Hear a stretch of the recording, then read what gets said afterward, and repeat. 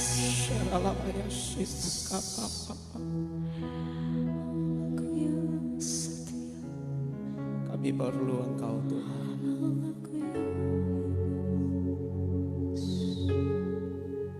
Kami mau berkata Engkau segalanya dalam hidup ini. Di luar Tuhan hidup kami tidak dapat berbuat apa-apa. Tapi ketika kami ada di dalam Tuhan, hidup kami dari hari ke hari akan semakin hari semakin berarti di hadapan Tuhan. Terpujilah Bapa di sorga. Siang hari ini kami rindu untuk mendengarkan sabda-Mu. Urapi hamba-Mu, pakai mulut bibir hamba untuk boleh menyampaikan apa yang menjadi pesan Tuhan bagi setiap kami. Dan berikan kami pemahaman, pengertian untuk kami boleh melakukan firman-Mu.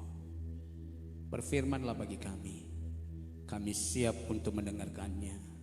Dalam nama Tuhan Yesus kami berdoa dan mengucap syukur. Haleluya. Bersama-sama kita katakan amin. Silakan duduk Bapak Ibu. Haleluya, puji Tuhan. Shalom. Seberapa banyak Bapak Ibu saudaraku yang hadir di dalam ruangan ini diberkati sepanjang minggu ini. Mari lambaikan tangan. Haleluya, puji Tuhan. Baik Bapak Ibu saudaraku yang terkasih dalam nama Tuhan. Kalau hari-hari ini kita Bapak Ibu mendengar banyak yang viral sekarang. Apa yang sedang viral sekarang di apa? Di sosmed. Kristen progresif. Bapak Ibu Saudara tidak perlu bimbang, saya percaya yang sudah belajar SOM punya fondasi yang kuat tentang kekristenan.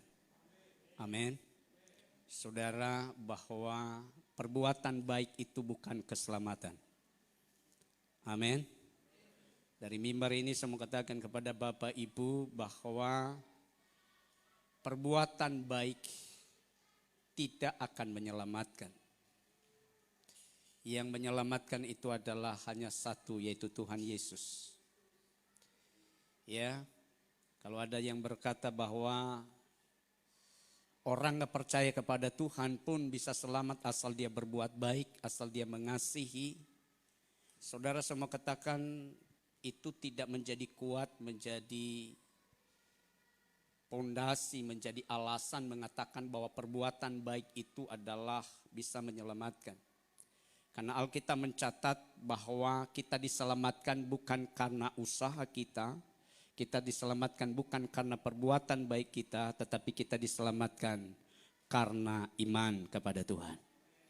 Amin. Saudara, karena Kristen progresif, saya agak sungkan mengatakan Kristen progresif. Kenapa? Lebih bagus dikatakan dia sekte. Ya. Kenapa? Karena kekristenan sudah jelas. Ya, kalau saya melihat di media memang terlalu teologianya terlalu liberal, terlalu bebas. Ya. Dia memaksakan pemikirannya masuk ke Alkitab, mestinya Alkitab itu masuk ke dalam pikiran kita. Ya, Alkitab dengan jelas mencatat bahwa hanya satu juru selamat. Tuhan Yesus. Amin. Kita tidak bisa diselamatkan oleh karena berbuat baik. Saudaraku yang terkasih, tetapi anak-anak Tuhan, orang Kristen, orang percaya wajib berbuat baik. Amin. Sebab iman tanpa perbuatan pada hakikatnya mati. Lewat perbuatan baik mula orang melihat Tuhan ada di dalam hidupmu. Engkau berkata aku percaya kepada Tuhan, tetapi perbuatanmu tidak sesuai dengan apa yang engkau katakan, nama Tuhan akan dicela. Haleluya. Yang kedua apa yang dikatakannya apa? Bahwa otoritas Alkitab itu sangat direndahkan. Saudara semua katakan di dalam teologi ada yang namanya inerensi Alkitab. Bahwa Alkitab itu tidak pernah salah. Saudara, bagi Bapak Ibu yang belajar SOM, dijelaskan di situ bukti-bukti bahwa Alkitab itu adalah firman Allah. Ya, buktinya adalah pengakuan penulis sendiri, Musa yang menulis ketika dia menerima firman Allah itu. di atas gunung Sinai. Yesus memberikan kesaksian tentang firman itu. Jadi Bapak Ibu Saudaraku yang terkasih di dalam nama Tuhan, bahwa firman yang Bapak Ibu Saudara percaya ini, saudara tidak salah.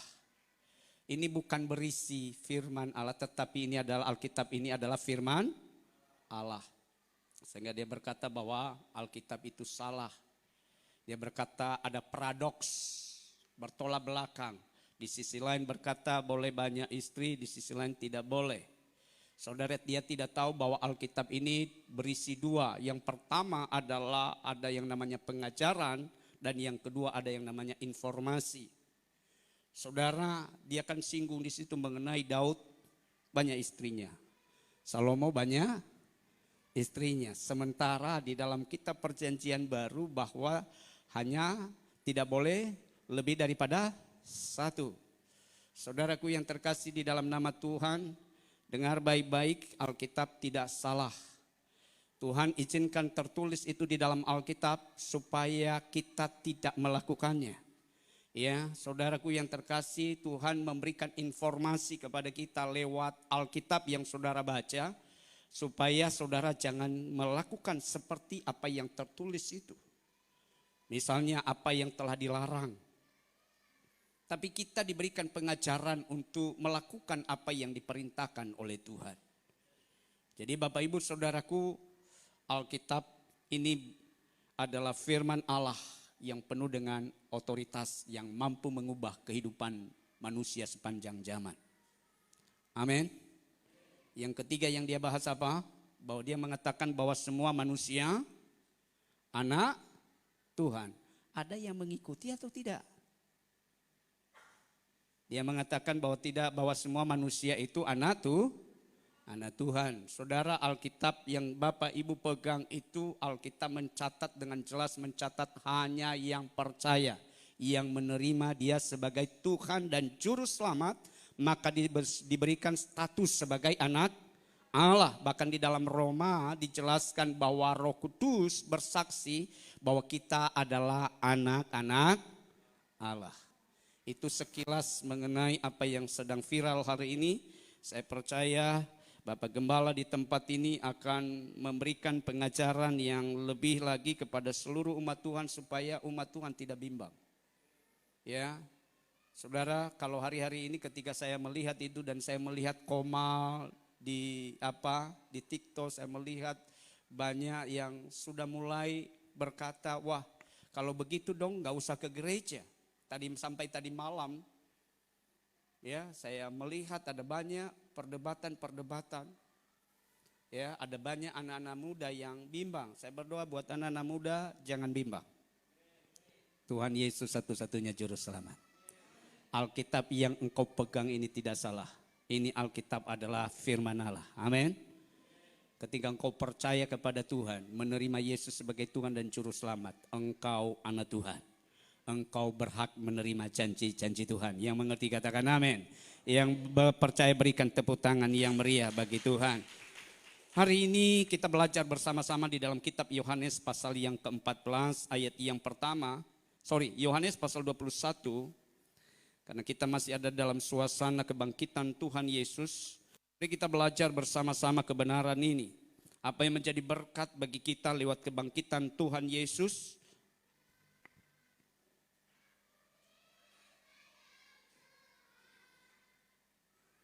Yohanes pasal 21 ayat yang pertama sampai dengan ayat yang ke-14. Ini karena panjang kita akan berganti-gantian membacanya. Saya harap jemaat Tuhan baca dengan suara yang mantap. Jangan baca di dalam hati. Itu namanya males. Baca dengan suara yang mantap karena Alkitab mencatat iman itu timbul dari mana? Dari pendengaran oleh firman Kristus. Saya ayat yang pertama, Bapak Ibu Saudara, ayat yang kedua sampai di ayat 14 nanti kita akan bersama-sama. Begini bunyi firman Tuhan, Yesus menampakkan diri kepada murid-muridnya di pantai Danau Tiberias. Kemudian Yesus menampakkan diri lagi kemudian kepada murid-muridnya di pantai Danau Tiberias dan ia menampakkan diri sebagai berikut. Ayat 2.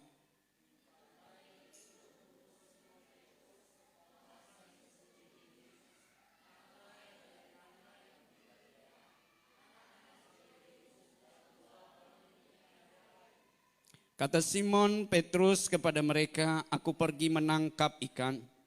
Kata mereka kepadanya, kami pergi juga dengan engkau. Mereka berangkat lalu naik ke perahu, tetapi malam itu mereka tidak menangkap apa-apa.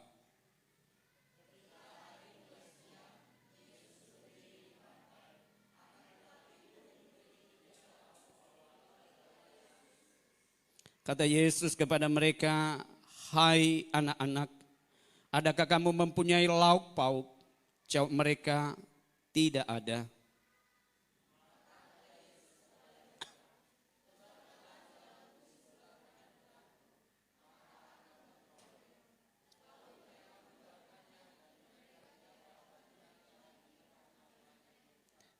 Maka murid yang dikasihi Yesus itu berkata kepada Petrus, itu Tuhan. Ketika Petrus mendengar bahwa itu adalah Tuhan, maka ia mengenakan pakaiannya, sebab ia tidak berpakaian, lalu terjun ke dalam danau.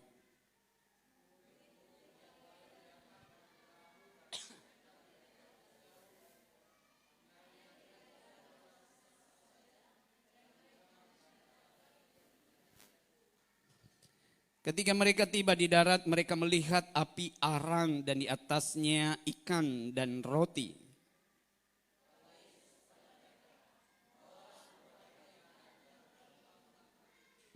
Simon Petrus naik ke perahu lalu menghelai jala itu ke darat, penuh ikan-ikan besar, 153 ekor banyaknya, dan sungguh pun sebanyak itu jala itu tidak koyak.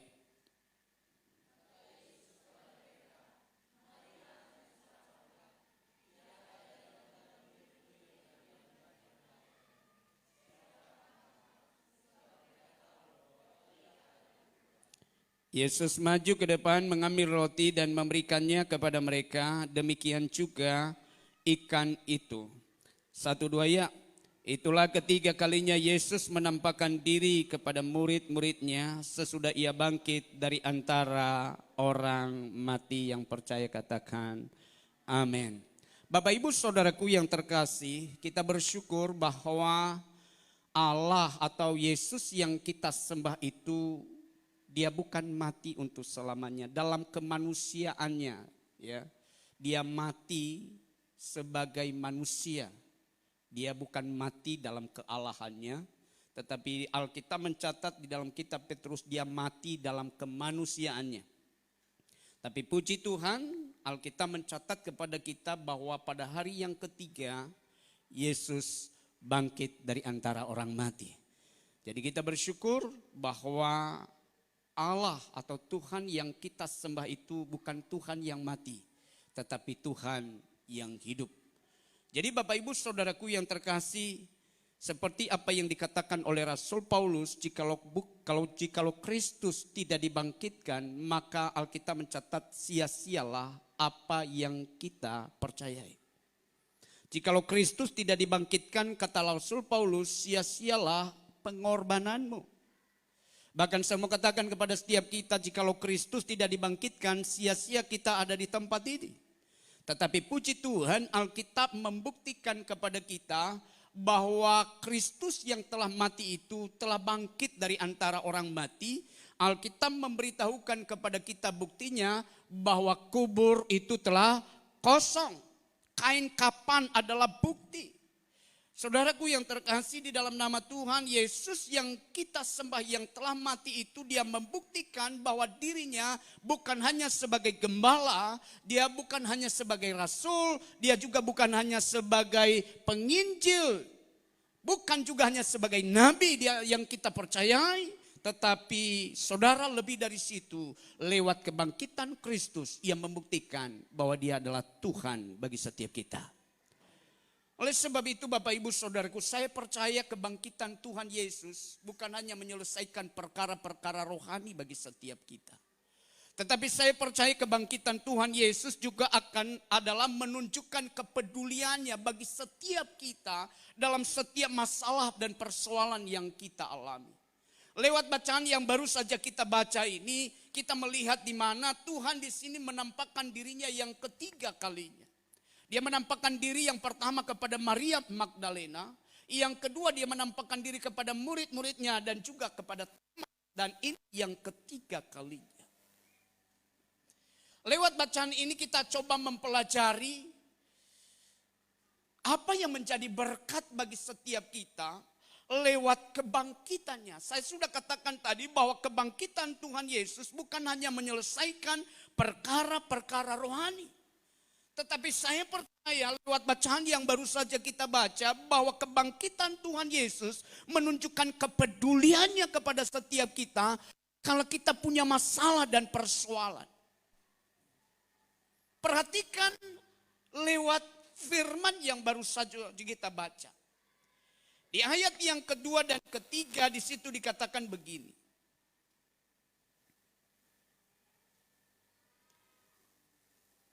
Ayat yang ketiga berkata begini. Kata Simon kepada mereka, aku pergi menangkap ikan. Kata mereka kepadanya, kami pergi juga dengan engkau. Mereka berangkat lalu naik ke perahu, tetapi mereka kembali. Bapak Ibu Saudara, apa yang menjadi berkat kepada kita lewat kebangkitan Tuhan hari ini, Tuhan Yesus? Ada 3 hal. Lewat bacaan yang baru saja kita baca ini, 3 hal. Bukti kepeduliannya kepada kita. Saya sudah katakan tadi bahwa kebangkitan Tuhan Yesus bukan hanya menyelesaikan persoalan rohani Bapak Ibu. Tetapi kebangkitan Tuhan Yesus akan menyelesaikan, akan menunjukkan kepeduliannya kepada setiap kita. Sama seperti ketika ia menunjukkan kepeduliannya terhadap Simon Petrus. Hal yang pertama, bukti kepedulian Tuhan kepada kita yang pertama di ayat yang ketiga itu. Saya akan baca kepada setiap kita. Kata Simon Petrus kepada mereka, aku pergi menangkap ikan. Kata mereka kepadanya, kami pergi juga dengan engkau. Mereka berangkat lalu naik ke perahu. Tetapi malam itu mereka tidak menangkap apa-apa. Ayat yang keempat, ketika hari mulai siang, Yesus berdiri di pantai, akan tetapi murid-murid itu tidak tahu bahwa itu adalah Yesus. Hal yang pertama, bukti kepedulian Tuhan kepada kita lewat kebangkitannya yang pertama adalah ia ada bersama dengan kita. Tak kala kita mengalami jalan yang buntu. Sekali lagi saya mau katakan lewat kebangkitan Tuhan dia menunjukkan kepeduliannya kepada kita tak kala sedang mengalami yang namanya jalan buntu.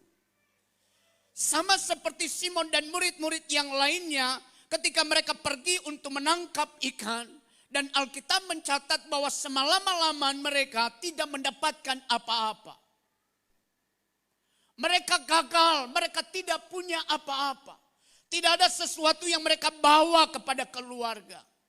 Artinya secara finansial, secara ekonomi mereka sedang gagal. Tetapi puji Tuhan, lewat kebangkitan Tuhan, dia ada bersama dengan kita karena dia bukan Tuhan yang mati. Tetapi dia Tuhan yang telah bangkit dari antara orang mati. Dia tidak pernah meninggalkan kita sendirian. Betul apa yang dikatakan oleh malaikat itu. Dia adalah Immanuel. Dia Allah beserta dengan kita. Saudara semua katakan kepada saudara, mungkin saudara pernah mengalami jalan buntu dalam hidup ini. Mungkin Bapak Ibu saudara pernah mengalami yang namanya kegagalan. Mungkin gagal dalam usaha. Mungkin gagal dalam keluarga. Mungkin gagal dalam berbagai bidang dalam hidup ini. Sehingga lewat kegagalanmu engkau merasa engkau sendirian. Bahkan keluarga mungkin menjauh darimu. Saudara semua katakan kepada saudara. Ada Tuhan bersama dengan saudara. Dia tidak pernah meninggalkan saudara yang percaya dan mengatakan amin. Saudara ketika Petrus itu mereka tidak mendapatkan apa-apa. Semalam-malaman mereka tidak mendapatkan apa-apa. Gagal total. Tetapi puji Tuhan Yesus yang telah bangkit dari antara orang mati. Dia ada bersama dengan mereka. Saudaraku yang terkasih di dalam nama Tuhan Yesus Kristus. Tuhan begitu baik. Tak kala murid-murid itu tidak mendapatkan apa-apa. Walaupun beberapa hari sebelumnya murid-murid itu, anak-anak itu menyakiti hati Tuhan. Bagaimana enggak menyakiti hati Tuhan? Mereka enggak mengakui Tuhan. Ketika perempuan itu berkata, bukankah engkau salah seorang di antara mereka? Petrus, Simon berkata, aku tidak kenal. Coba kira-kira kalau Bapak Ibu Saudara, jemaat Tuhan di tempat ini, ada orang yang bertanya, kamu kan jemaat Betani? Lalu Pak Gembala bilang begini, oh itu bukan jemaatku, sakit hati enggak kira-kira? Bilang begini, amin, bukan hanya di sini gereja, masih banyak gereja di luar sana. Artinya saudara sudah beribadah setia di tempat ini, terdaftar, taat ibadah, ikut doa, ikut segala sesuatu. Tetapi tiba-tiba ketika orang bertanya, kamukah salah seorang jemaat Betani believers di tempat ini? Lalu gembala bilang, itu bukan jemaatku. Kecewa saudara.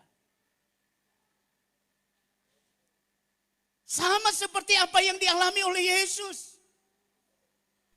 Ketika orang berkata, bukankah engkau salah seorang di antara mereka? Simon berkata, enggak, aku tidak kenal, aku bersumpah, terkutuk.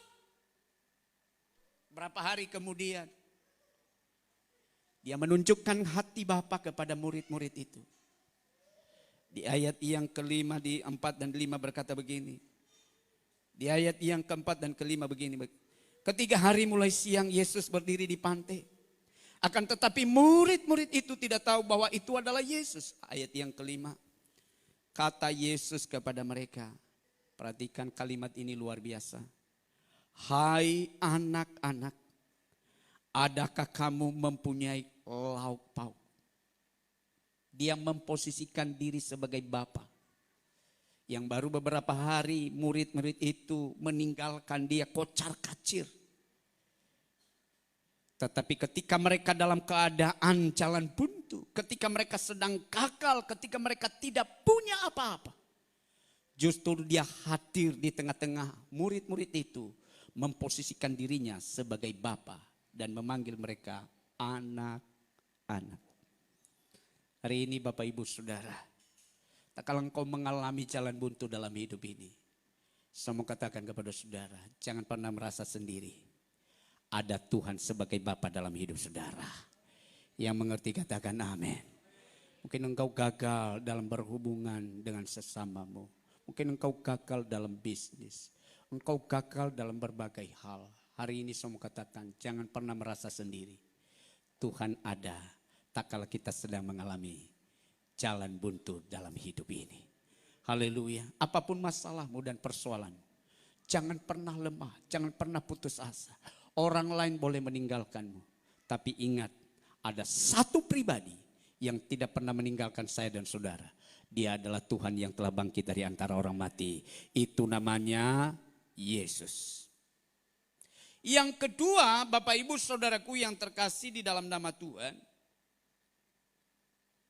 apa yang kita pelajari, ada apa berkat yang kita dapatkan lewat kebangkitan Tuhan Yesus, bukan hanya saja menunjukkan kepeduliannya kepada kita tak kala kita sedang mengalami jalan buntu, tak kala kita sedang mengalami kegagalan dalam hidup ini, dia ada bersama dengan kita, dia memposisikan diri sebagai Bapa dalam hidup kita. Tetapi Bapak Ibu Saudaraku yang kedua di ayat yang kelima, ayat yang keenam, yang kedua adalah dia memberi jalan keluar kepada setiap kita. Di ayat yang keenam berkata begini, maka kata Yesus kepada mereka, tebarkanlah jalanmu di sebelah kanan perahu, maka akan kamu peroleh. Lalu mereka menebarkan dan mereka tidak dapat menariknya lagi karena banyaknya ikan. Dia bukan hanya hadir ada bersama dengan kita dan dia diam. Tetapi Alkitab memberitahukan kepada kita bukan hanya saja dia peduli ada bersama dengan kita ketika kita sedang susah, ketika sedang sedih, ketika kita sedang mengalami jalan buntu. Tetapi Alkitab memberitahukan kepada kita, dia siap memberikan jalan keluar dalam hidup kita. Dia memberikan solusi. Ketika Simon tidak mendapatkan apa-apa, semalam-malaman mereka tidak mendapatkan ikan. Tuhan hadir bersama mereka. Tuhan sedang menunggu di pantai. Artinya Allah, Tuhan Yesus bersama dengan mereka. Tetapi dia bukan hanya hadir bersama dengan mereka. Tetapi Alkitab memberitahukan kepada kita. Dia memberikan jalan keluar bagi mereka. Saudara, dia berkata, tebarkanlah jalan. Saudara, bukankah semalam-malaman mereka telah bekerja sekeras-kerasnya berjuang mencari ikan. Tetapi tidak mendapatkan apa-apa. Tetapi ketika Yesus berkata kepada mereka, tebarkanlah jalamu. Maka Alkitab memberitahukan kepada kita, mereka mendapatkan ikan yang begitu banyak. Saudara, hari ini saya mau katakan kepada saudara, kalau engkau mengalami jalan buntu, engkau mengalami kegagalan, engkau mengalami masalah dan persoalan dalam hidup ini, percayalah Tuhan akan memberikan jalan keluar. Kalau dia bisa memberikan jalan keluar kepada Simon, maka kepada setiap kita yang hadir di tempat ini, dia pun Allah yang sama, Allah yang tidak pernah berubah dahulu, sekarang, dan sampai selama-lamanya. Dia mampu memberikan jalan keluar bagi setiap kita. Hanya satu yang dia minta, percaya. Ketika Simon melakukan seperti apa yang dikatakan oleh Tuhan, maka dia hanya taat saja. Saudaraku, dia taat saja melakukan apa yang diperintahkan Tuhan ketika Tuhan berkata kepadanya, tebarkanlah jalamu. Ketaatan membuat sesuatu yang tidak mungkin menjadi mungkin. Ketaatan kepada perintah Tuhan, ketaatan kepada firman Allah membuat kita melihat mukjizat terjadi dalam hidup ini. Saudara, ada banyak orang dalam hidup ini ingin melihat pembelaan Tuhan, ingin melihat mukjizat, ingin melihat pertolongan Tuhan, tetapi enggan untuk taat. Seberapa banyak Bapak Ibu Saudara yang hadir di tempat ini mau melihat sesuatu yang tidak mungkin menjadi mungkin? Berikan tepuk tangan yang meriah bagi Tuhan. Hanya satu yang Tuhan minta, taat. Amin. Taat.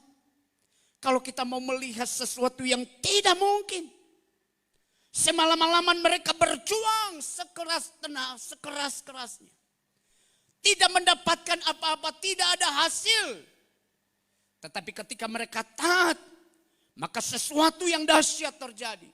Sesuatu yang luar biasa yang tidak terbayangkan mereka raih. Saudaraku yang terkasih dalam nama Tuhan. Ternyata firman Tuhan memberitahukan kepada kita bahwa ketaatan kepada perintah Tuhan membuat kita melihat pertolongan Tuhan terjadi dalam hidup kita. Ada amin. Saudara, jangan hanya mengharapkan pertolongan Tuhan tetapi saudara tidak taat. Coba bayangkan kalau Simon berkata, Tuhan semalam-malaman kami sudah menebar jala di situ. Tetapi Simon dia hanya taat saja. Tuhan yang mengatakan dia taat saja. Maka sesuatu yang dahsyat akan terjadi. Saya percaya bagi setiap anak-anak Tuhan yang mau taat pada firman, mau taat pada perintah Tuhan, sesuatu apa yang tidak mungkin bagi kita, percaya oleh waktu Tuhan yang sempurna. Amin. Siapa yang mau diberkati? Bisa berikan tepuk tangan yang terbaik.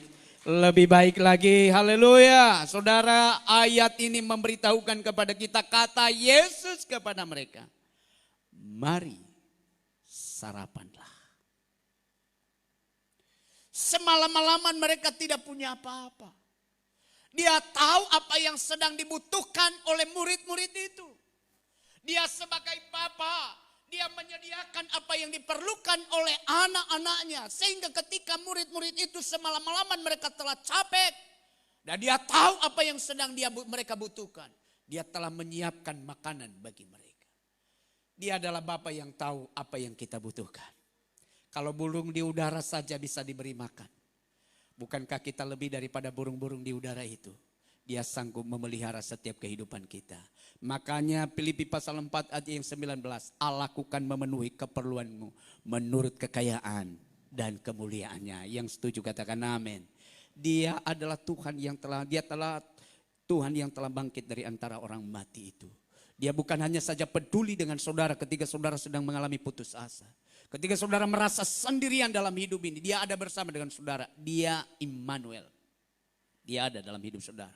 Tak kala saudara sedang mengalami masalah. Dia bukan hanya saja dia hadir bersama dengan saudara, tetapi dia memberikan jalan keluar.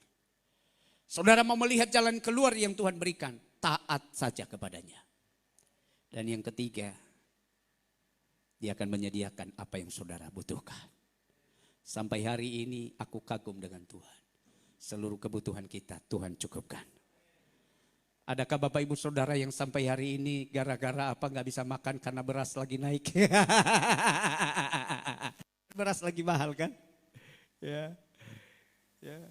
Tapi tidak ada yang tidak makan gara-gara beras lagi mahal. Semua diberi makan oleh Tuhan. Amin. Tapi nggak boleh malas Bapak Ibu. Ya, karena Alkitab mencatat barang siapa yang malas tidak boleh makan. Saudara harus rajin bekerja. Tuhan bilang burung di udara diberi makan, tetapi burung di udara itu juga tidak boleh malas. Dia harus terbang dari pohon yang satu kepada pohon yang lain, karena Tuhan sudah siapkan buah-buah pohon. Dia harus bekerja. Lewat usaha, lewat pekerjaan, saudara akan diberkati oleh Tuhan. Dia adalah Bapa yang terbaik, Bapa yang memenuhi keperluan kita menurut kekayaan dan kemuliaannya. Dia tahu bahwa murid-murid itu sedang lapar. Dia tahu apa yang menjadi kebutuhan mereka. Ternyata Tuhan sudah siapkan makanan bagi mereka. Itu berbicara apa? Kebutuhan kita Tuhan cukupkan. Tuhan Yesus memberkati. Mari kita bangkit berdiri bersama-sama.